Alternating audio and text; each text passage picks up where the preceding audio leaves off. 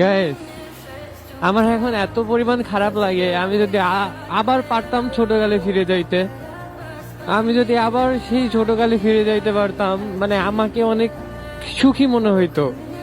ছোটকালে ভাবতাম কি, যে যখন বড় হব তখন বড় ভাইরা ঘোরাফেরা করে, আমিও ঘোরাফেরা করব, এইখানে যাব ওইখানে যাব।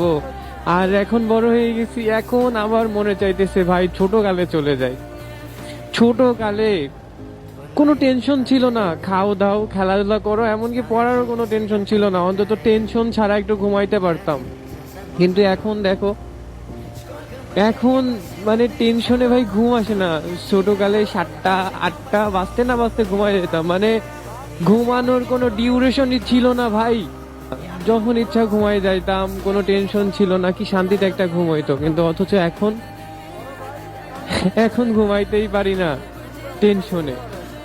বড় হইছি, পরিবারের বড় ছেলে, একটা সময় ফ্যামিলিকে দেখতে হবে। এখন নয় বাবা ইনকাম করতেছে, একটা সময় বাবার ইনকাম থাকবে না, আমার প্রতিষ্ঠিত হইতে হবে, ইনকাম করতে হবে, ফ্যামিলি চালাইতে হবে, বাবা মায়ের ওষুধ, ছোট ভাইয়ের পড়ালেখার খরচ। ভাই এত কিছু কেমনি কি করব, এই টেনশনটা না আমাকে দিন দিন তিলে তিলে ছাড়খাড় করে দিচ্ছে। নিজের স্বপ্নগুলা মাটি করে দিচ্ছি ভাই। মানে আমি কিভাবে নিজেকে দাঁড়া করাবো, কিভাবে প্রতিষ্ঠিত হব, এটা নিয়ে আমি এতটা টেনশনে আছি যে আমি শান্তিতে ঘুমাইতে পারতেছি না। কিভাবে টাকা ইনকাম করা যায়, কিভাবে প্রতিষ্ঠিত হওয়া যায়, ফ্যামিলির পাশে কিভাবে দাঁড়াবো। তো এই কারণেই বলতেছি ভাই, যদি পারতাম ছোটকালে ফিরে চলে যেতে পারতাম, মানে আমার মনে হয় আমি পৃথিবীর সবচেয়ে সুখী মানুষ হইতাম। ছোটকালে ছোটকালে কেন কেন যে ভাবতাম যে বড় হইলে ভালো হবে, বড় হলে ভালো হবে, বড় হলে যে এত চাপ, এত দুঃখ, মানে এতটা কষ্ট সয়ে নিতে হবে, এটা আমি কখনো কল্পনা করিনি। মানে আমি এটা ভাবিনি কখনো, এখন বুঝি যে বড় হওয়ার ঝাল কত। তো ছোটকালটাই বেস্ট ছিল আমার মতে। যদি আবার কোনোদিন পারতাম, আমি ছোটকালে ফিরে যাইতাম। হায় রে ছোটকাল,